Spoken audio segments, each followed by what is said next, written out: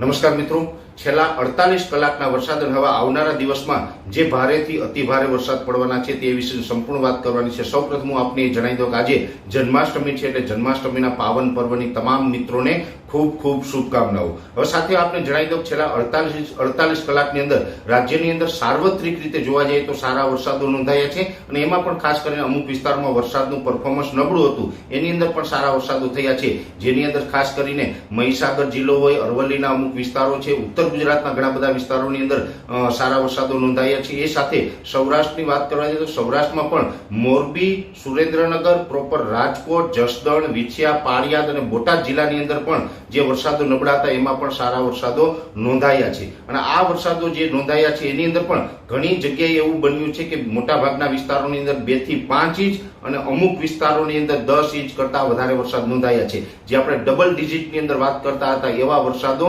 નોંધાયા છે। 9 ઇંચ કરતા પણ વધારે વરસાદ અનેક જગ્યાએ નોંધાઈ ચૂક્યા છે અને હજુ પણ જે વરસાદ પડવાના છે એની અંદર આપણે જણાવું તો જે બંગાળની ખાડીનું લો પ્રેશર આપણા ઉપર આવ્યું, જે ગઈકાલે લો પ્રેશર છે એ મજબૂત બનીને વેલમાર્ક લો પ્રેશર બન્યું હતું, ત્યારબાદ એ ડિપ્રેશનમાં પરિવર્તિત થયું હતું। એ ડિપ્રેશન છે આજની તારીખે ડીપ ડિપ્રેશન બની ગયું છે, એટલે ખૂબ શક્તિશાળી સિસ્ટમ છે એ અત્યારે આપણા ઉપર સક્રિય છે અને આ સિસ્ટમનું જે સેન્ટ્રલ પાર્ટ છે એ પાલનપુરથી લઈ અને અમદાવાદ અને આણંદ સુધી લંબાયેલો છે। આનો સેન્ટ્રલ પાર્ટ છે એ પાલનપુરથી લઈને આણંદ સુધીને, જેમાં ગાંધીનગર ને અમદાવાદ જેવા વિસ્તારો પણ એના મધ્યે આવે છે અને આનો જે ઘેરાવો છે એટલે કે આનું જે સંપૂર્ણ આઉટર ક્લાઉડ છે એ સંપૂર્ણ ગુજરાતને ઘેરેલું છે, એટલે હજુ પણ સાર્વત્રિક ઓલ ઓવર ગુજરાતમાં સારા વરસાદો પડવાના છે અને જ્યાં વરસાદો પડશે ત્યાં પવન સાથે વરસાદ પડવાના છે, કેમ કે આ ડીપ ડિપ્રેશન બન્યું છે, એટલે હવે જ્યાં વરસાદ પડશે ત્યાં પવનની સ્પીડ 40 થી લઈને 60 કિલોમીટર પ્રતિ કલાકની ઝડપે જોવા મળે તેવી પણ શક્યતાઓ છે।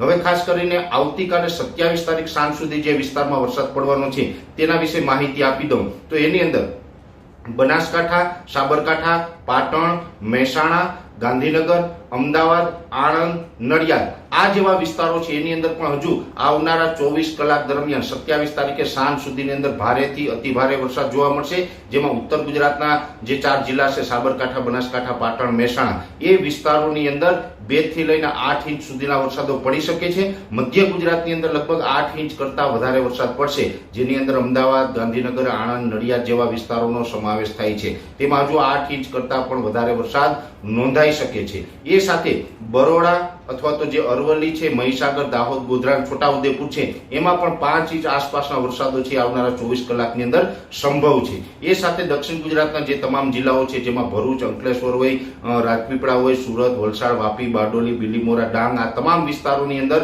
હજુ પણ મધ્યમથી ભારે અને 1-2 સ્પેલ છે અતિ ભારે થઈ શકે, એટલે દક્ષિણ ગુજરાતની અંદર 2 થી લઈને 4 ઇંચ અને અમુક જિલ્લાની અંદર 5 ઇંચ કરતા વધારે વરસાદ નોંધાઈ શકે છે આવતી 24 કલાકની અંદર। એ સાથે જે કચ્છ જિલ્લો છે એની અંદર પણ હવે આજે રાત્રેથી વરસાદની તીવ્રતા વધી જશે અને આવનારા 24 કલાકની અંદર કચ્છની અંદર પણ 5 ઇંચ આસપાસ અમુક જગ્યાએ 5 ઇંચ કરતા પણ વધારે વરસાદ પડી જાય તેવી શક્યતા હાલ અમને દેખાઈ રહી છે। એ સાથે સૌથી જેને ડેન્જર ઝોનમાં માનીએ છીએ એવા જિલ્લા છે મોરબી ને સુરેન્દ્રનગર। મોરબી ને સુરેન્દ્રનગર હજુ પણ સાવધાન રહેજો, ત્યાં હજુ પણ આવનારા 24 કલાકની અંદર અતિ તીવ્રતા સાથે ભારે વરસાદો પડવાના છે, એટલે લગભગ 10 ઇંચ કરતા પણ વધારે વરસાદ મોરબી, સુરેન્દ્રનગર અને પ્રોપર રાજકોટની અંદર નોંધાઈ શકે છે। ભાવનગર અને બોટાદ જિલ્લો છે એની અંદર પણ મધ્યમથી ભારે એટલે કે 2 થી લઈને 5 ઇંચ સુધીના વરસાદ ને 1-2 સેન્ટરની અંદર 5 ઇંચ કરતા વધારે વરસાદ નોંધાઈ શકે છે। એ સાથે પશ્ચિમ સૌરાષ્ટ્રના ભાગો છે જેની અંદર દ્વારકા, જામનગર અને પોરબંદર જિલ્લો છે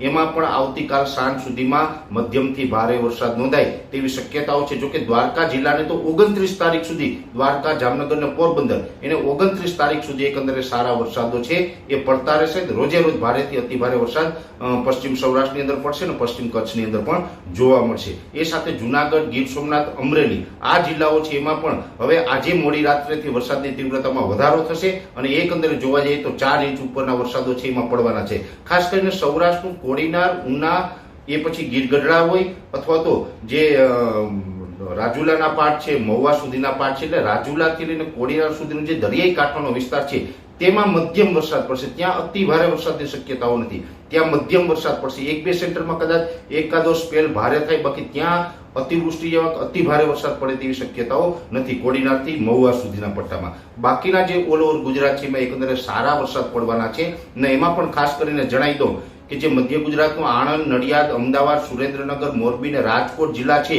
એ આવનારા 24 કલાક દરમિયાન ડેન્જર ઝોનમાં છે. NDRF ની ટીમ તૈયાર રહેજો.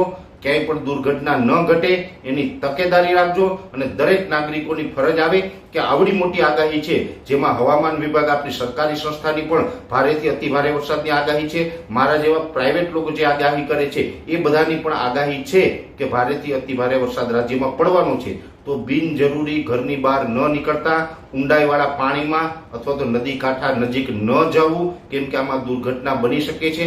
અચાનક વધુ વરસાદ પડવાને કારણે પાણી ભરાઈ જાય, નદીઓમાં મોટા પૂર અચાનક આવી જતા હોય, એટલે ખાસ કાળજી રાખજો. બીજા નંબરની અંદર નીચાણવાળા વિસ્તારમાં ખાસ આવનારા 48 કલાક સુધી તમે ગુજરાતના કોઈ પણ જિલ્લામાં હોય, નીચાણવાળા વિસ્તારમાં રહેતા હોય, દરેક મિત્રો ધ્યાન રાખજો. કેમ કે ગમે ત્યારે વધુ પડતું પાણી છે એ આવી શકે છે. કેમ કે હજુ પણ આ સિસ્ટમ છે એ મજબૂત રીતે આપણી પર સક્રિય છે અને ખૂબ ધીમી ગતિએ આગળ ચાલી રહી છે. એટલે આ સિસ્ટમને કારણે હજુ પણ ભારેથી અતિ ભારે વરસાદ રાજ્યની અંદર પડી શકે છે.